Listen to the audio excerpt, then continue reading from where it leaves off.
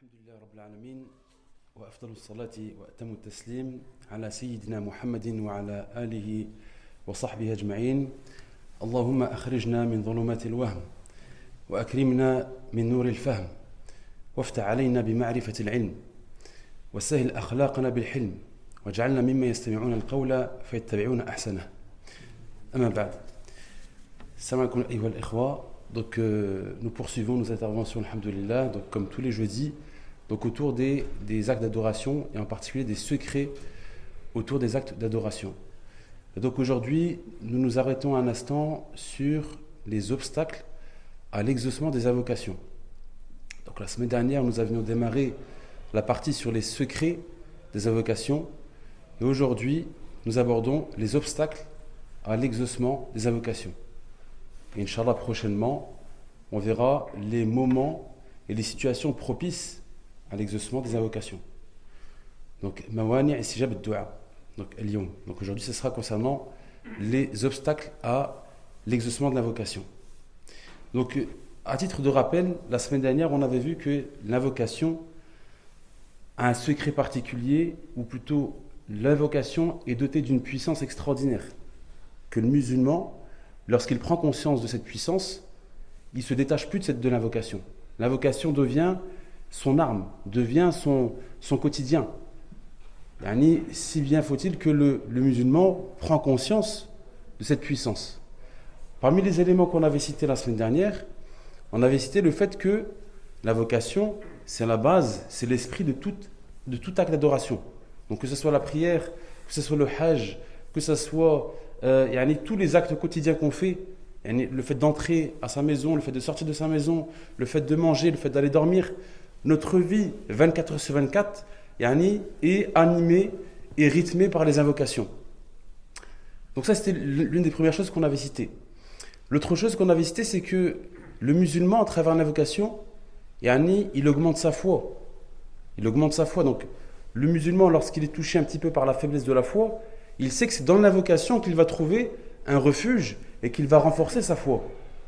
Et au même titre qu'il renforce sa foi, il va s'élever en degré auprès d'Allah subhanahu wa ta'ala, au point où Allah subhanahu wa ta'ala va le mentionner, comme on avait cité dans le hadith la semaine dernière.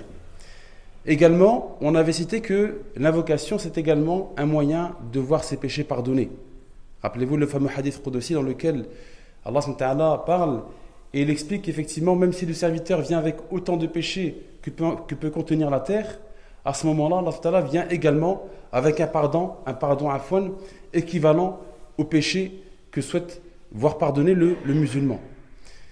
Également, on avait expliqué que l'invocation, c'était également le moyen d'éviter un mal qui pourrait nous toucher. Et ici, on avait cité un hadith dans lequel le prophète sallam nous dit « La yuraddu al-qada illa ad-du'a » Seule l'invocation peut refouler le décret suspendu, le décret divin suspendu. Donc un mal qui aurait pu nous toucher, à travers l'invocation, subhanallah, le musulman peut enlever ce mal qui aurait pu le toucher. Un accident, une maladie, quelque chose qui aurait pu toucher les membres de la famille par exemple, une maladie, un enfant qui se blesse, une musiba, de manière générale, l'invocation peut éviter ce type de mal.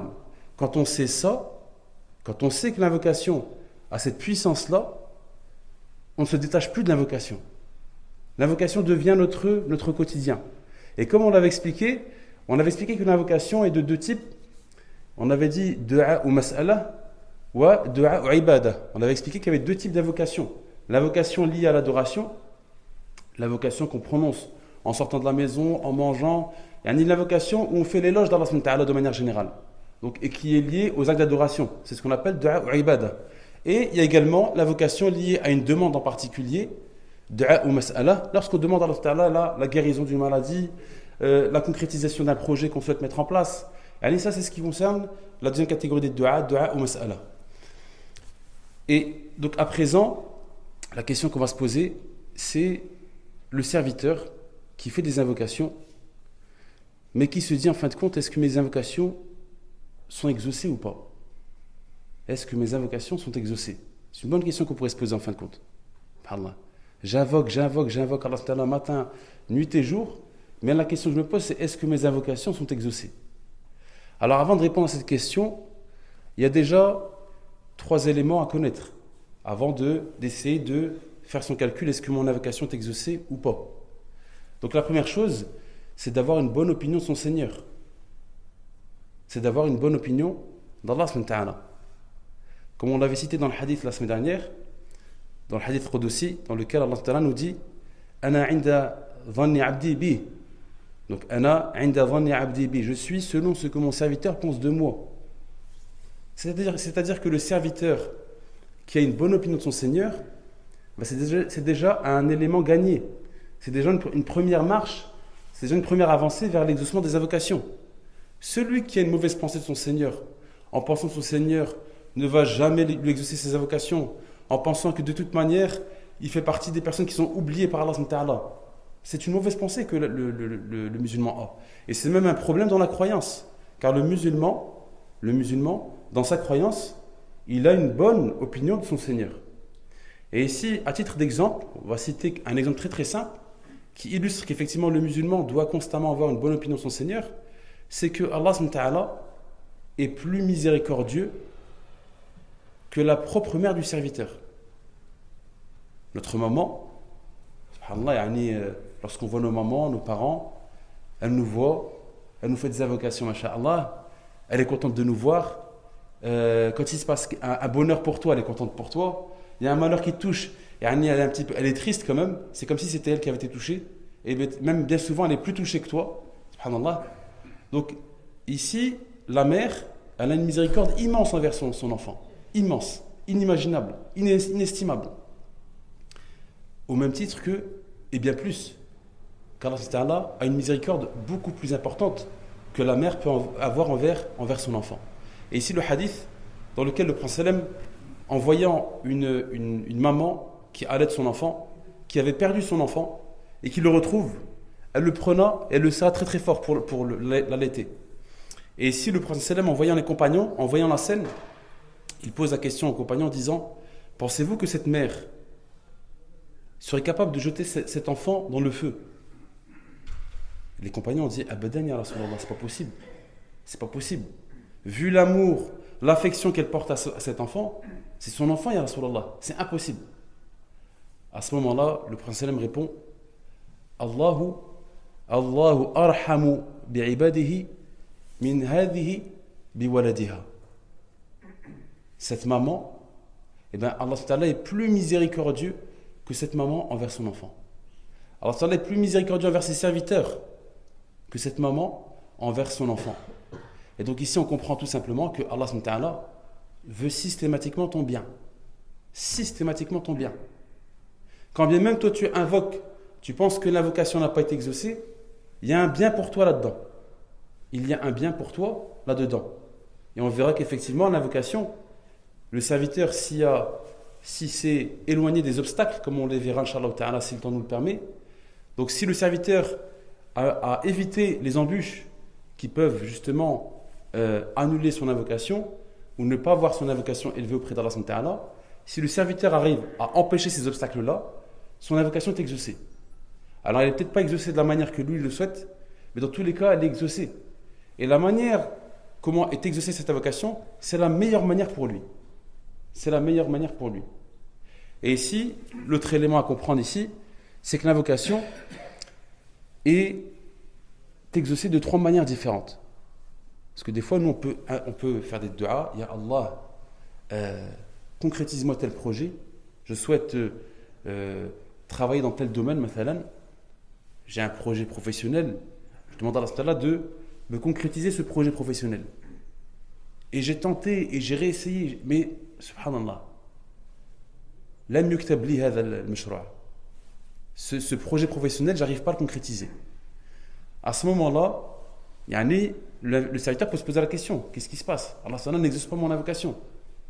Allah a exaucé ton invocation, mais pas dans ce que toi tu voulais.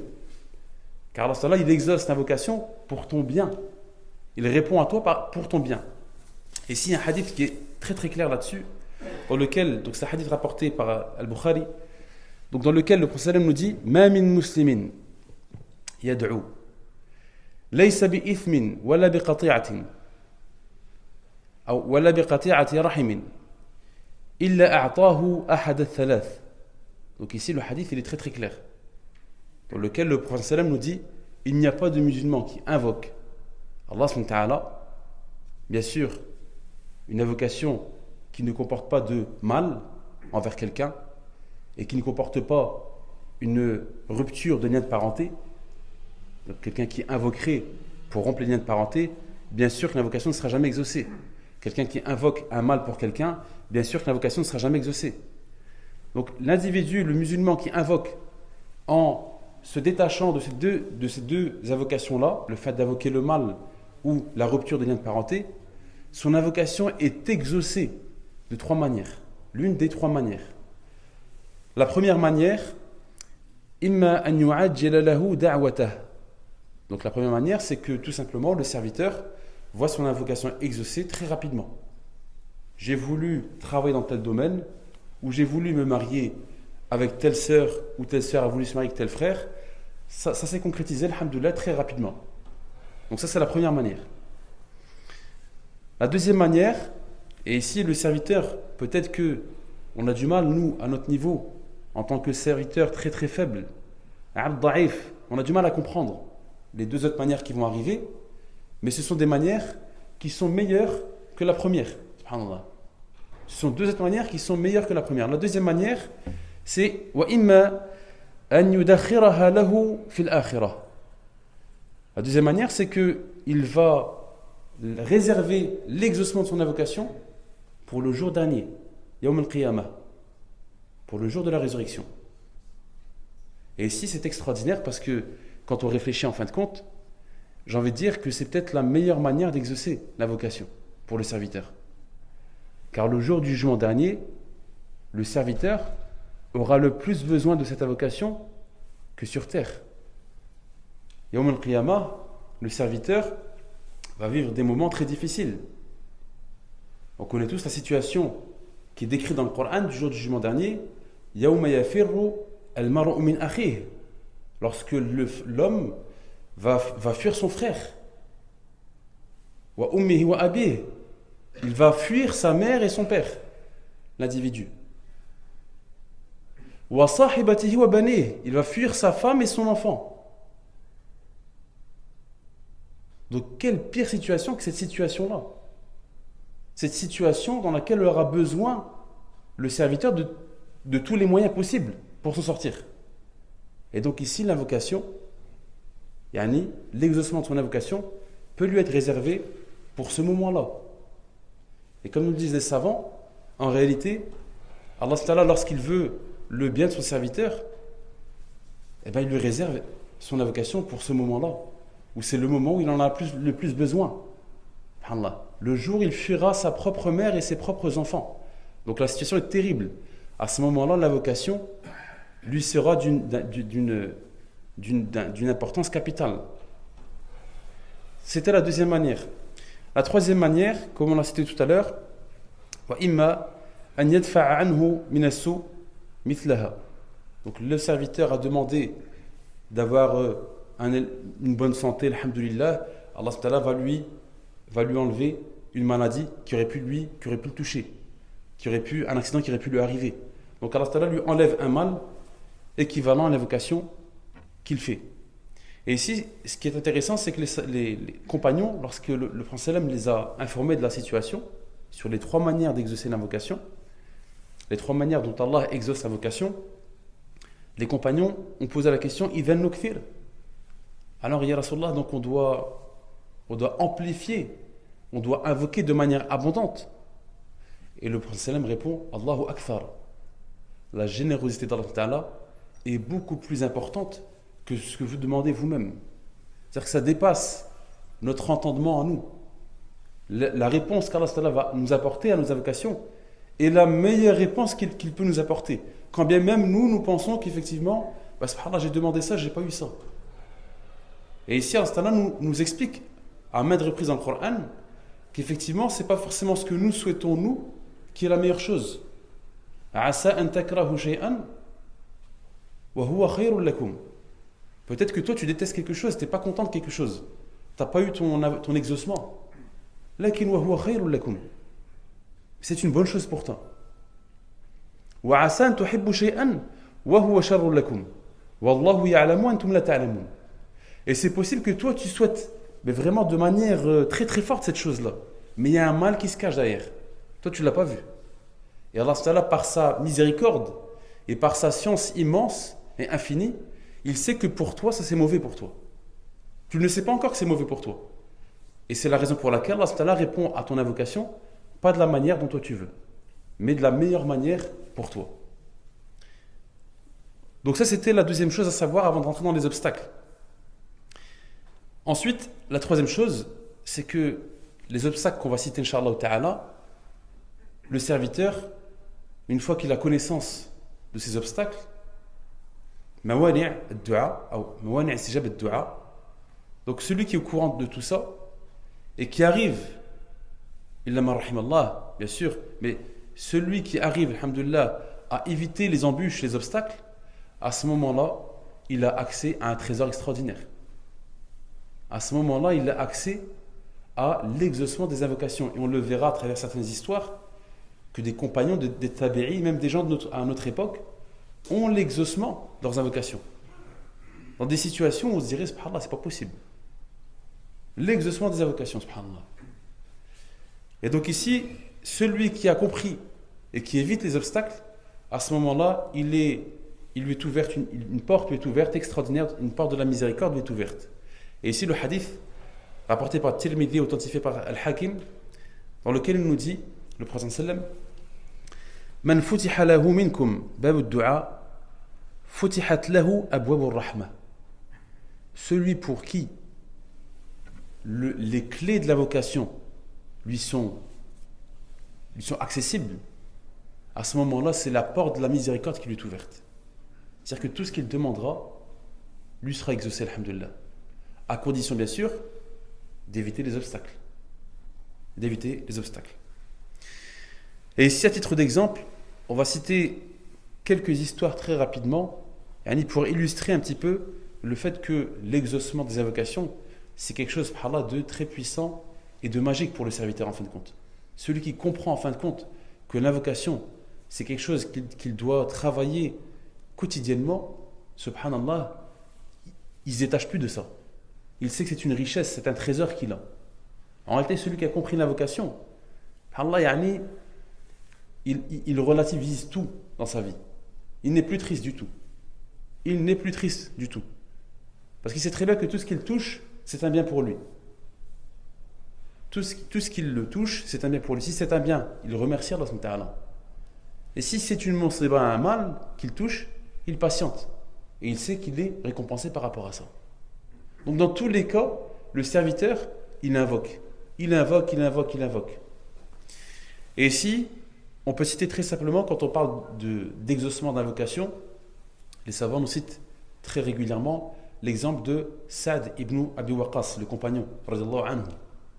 Donc Sa'd ibn Abi Waqqas, un compagnon extraordinaire, parmi les 10 premiers au paradis, compagnon qui a participé à la bataille de Badr, un compagnon à qui le prophète sallam a fait une invocation qui était justement qu'Allah subhanahu wa ta'ala lui exauce systématiquement ses invocations à Sa'd.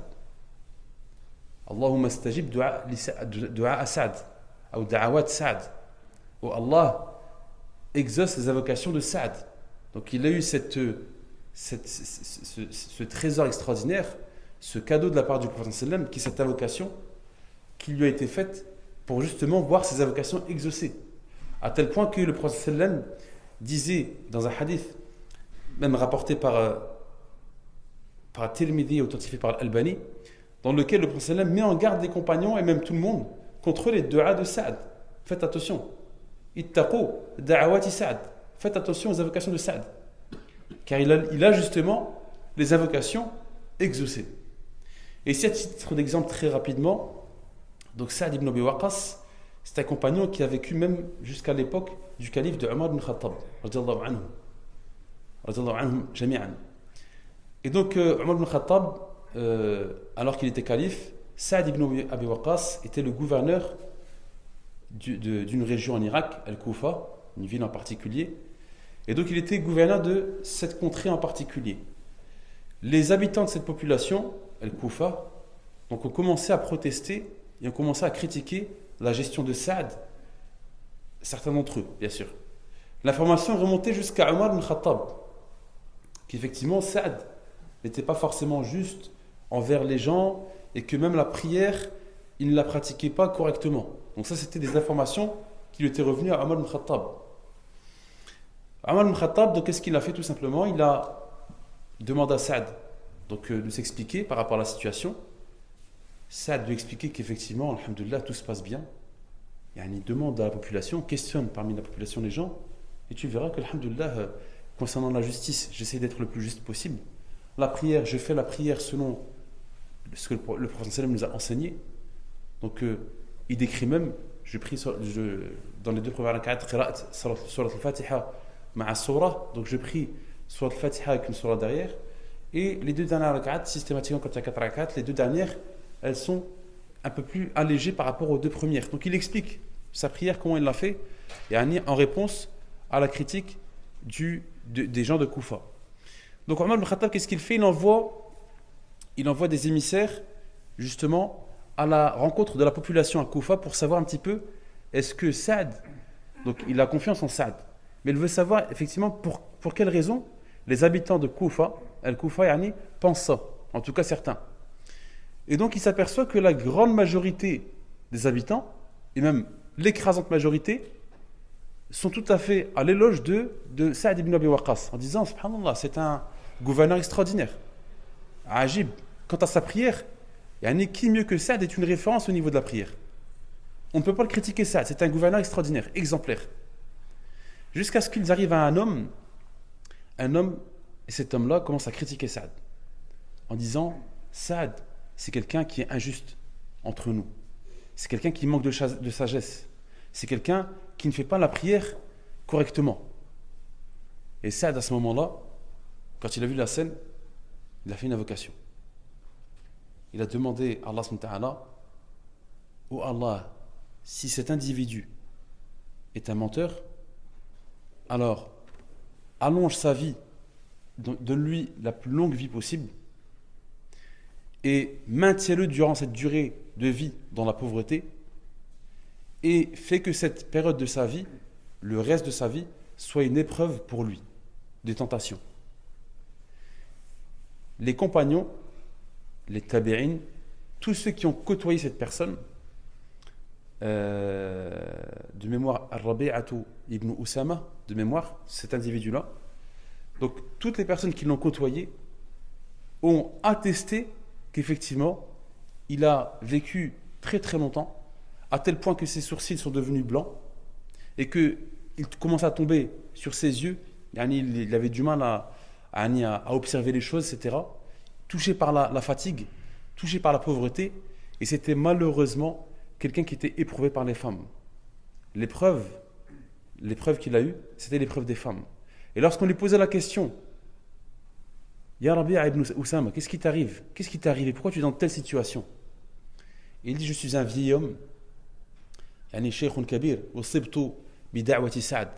Je suis un vieil homme qui était touché par la da'wa de Saad. Et effectivement, ici, on comprend qu'effectivement, Saad, en conformité avec l'invocation que le prophète sallam a fait envers Saad, Saad avait l'exaucement de ses invocations. Saad avait l'exaucement de ses invocations. Ça, c'est concernant les Sahaba. On prend un autre exemple très simple concernant les tabi'in. Et ici, on va s'intéresser à un grand savant qui s'appelle Ibn al-Munkadir. Ibn al-Munkadir, qui est un grand savant de Médine, dans le Qira'at. Et ce grand savant, donc Ibn al-Munkadir, donc un jour il raconte qu'un jour il était à la mosquée et que les gens de la ville de Médine se plaignaient de ne pas avoir de pluie. Ils étaient touchés par la sécheresse. Et plusieurs jours durant comme ça. La sécheresse les a touchés, au point où il n'y a pas de pluie. Jusqu'à ce qu'à un moment donné, il fait de la prière de nuit à la mosquée, dans la ville de Médine, la mosquée du prophète sallam. Donc il prie. Et donc dans l'obscurité, donc faut s'imaginer la mosquée du prophète sallam à l'époque.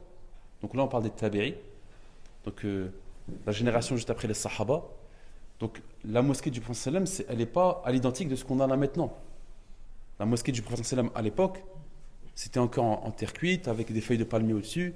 C'était encore assez rudimentaire. Ce n'est pas ce qu'on connaît là maintenant. Donc il n'y avait pas de tapis de prière comme nous on a ici là maintenant. Donc le sol était à même le sol. Donc dans la nuit, dans ce contexte-là, on a Ibn al-Munkadir qui fait la prière. Et il invoque Allah subhanahu wa ta'ala. Comme tous les villageois de la ville de Médine. Et tout d'un coup, il voit l'arrivée d'un homme. Un homme qui vient et qui commence à faire la prière. Donc il l'observe et il s'aperçoit que l'homme qui est entré n'a pas vu la présence de Saad. La présence de Ibn al-Munkadir. Il n'a pas vu la présence de Ibn al-Munkadir, donc le tabi'i. Et donc cet homme a commencé à prier. Il a prié et il a commencé, à la fin de sa prière, il a commencé à invoquer Allah subhanahu wa ta'ala. En disant dans le sens de l'invocation, Ya Allah, les habitants de la ville de Médine t'ont invoqué pour la pluie, pour avoir de la pluie. Ya Allah, pourquoi tu ne réponds pas à leur invocation? Ya Allah, réponds, Ya Allah, à cette invocation. Et donne-leur la pluie. À l'instant où il a terminé sa prière, ce salaf salih, ce pieux, est parti. Au moment où il a fini l'invocation, la pluie a commencé à tomber. Et là, Ibn al-Munkadir, qui est un grand savant, c'était une référence à l'époque à Médine, a vu la scène. Étonné, subhanallah. Donc il est étonné, donc il veut en savoir plus sur cet homme. Qui a, ad-du'a, mustajab ad-du'a. Il a des invocations qui sont exaucées. Et donc, son attention est attirée par cet homme. Donc l'homme repart. Donc Ibn al-Munkadir fait attention de ne pas être vu. Et donc, il va le lendemain, après le Fajr, il va à la recherche de cet homme, jusqu'à ce que, subhanallah, il voit la maison dans laquelle il vit. Parce que ce que je n'ai pas expliqué, c'est qu'Ibn al-Munkadir n'a pas été vu par cet homme, mais il a quand même suivi cet homme, pour savoir où il habitait. Donc il l'a suivi jusqu'à ce qu'il ait repéré sa maison, et le lendemain, il est parti à sa rencontre. Et quand il est parti à sa rencontre, avant de le voir, il a posé la question à sa voisine, en disant t'es un individu, est-ce que j'ai vu un homme qui est entré ici, qu'est-ce que vous pouvez me dire par rapport à cet homme qui habite dans cette maison-là? La voisine, elle dit, c'est quelqu'un de très très bon, masha'Allah. Quelqu'un de très très bon, très généreux, très très gentil, le comportement exemplaire et très discret. Et donc il pose la question, quel est son métier, quelle est sa particularité? C'est un cordonnier, cordonnier, il répare les chaussures tranquillement. Donc c'est ça sa mission. Et donc ça a attiré l'attention de Ibn al-Munkadir. Il a commencé à se poser des questions. Comment ça? Un simple serviteur voit ses invocations exaucées subhanallah, comme ça. Tous les gens de la ville de Médine, parmi eux des savants, des bienfaiteurs qui donnent en don, etc., qui ont des richesses, qui systématiquement aident les pauvres, sont très très généreux, etc., ont invoqué Allah subhanahu wa ta'ala. Lui, il est venu tout seul dans la nuit et a invoqué, la pluie est tombée. Subhanallah. Et donc il est parti à la rencontre. Donc il frappe à la porte et donc il va le voir. Et donc ce salaf salih, ce tabi'i, quand il voit Ibn al-Munkadir, il lui dit, donc c'était la kunya qu'il avait, Ya Aba Abdullah, donc en parlant du savant. Il lui dit, pourquoi tu frappes à ma porte? Qu'est-ce qui se passe? Tu es le savant de Médine et tu viens à ma porte? Anta al-alim al-mashhour, kadji al-andi. Comment ça? Qu'est-ce qui se passe? Et là, à ce moment-là, il lui dit non. Il lui dit je viens te voir pour savoir comment tu vas et j'étais présent il y a la nuit dernière. J'étais présent la nuit dernière quand tu as prié dans la mosquée. Là, à ce moment-là, le visage du tabi'i s'est transformé. Comment ça? Pourquoi tu me parles de ça? Il dit, j'étais présent. Il voulait lui faire comprendre que, subhanallah, tes invocations sont exaucées. Tu es quelqu'un d'extraordinaire. C'est moi qui devrais venir à tes pieds, et pas l'inverse. Tu me dis, je suis un savant, je suis le savant de Médine, mais c'est moi qui devrais venir vers toi. À ce moment-là, il a tellement été pris de colère, le tabi'i, tellement gêné d'être démasqué par sa piété, par sa crainte d'Allah subhanahu wa ta'ala. Il ne savait pas que quelqu'un l'avait vu. Et donc, Ibn al-Munkadir, il s'est excusé, il est reparti. Il a vu qu'il avait un petit peu brusqué en lui disant l'information, et il est reparti. Il est revenu quelque temps après. Et donc, il voit que la porte ne s'ouvre pas, et donc il pose la question à la voisine. Elle le voit, elle dit, qu'est-ce que tu as fait à cet homme? Donc, subhanallah, je n'ai rien fait du tout. Si tu lui as fait quelque chose, qu'est-ce qui s'est passé? Et là, il explique, il dit, je lui ai juste dit que j'étais présent lors de la prière qu'il a faite à la mosquée.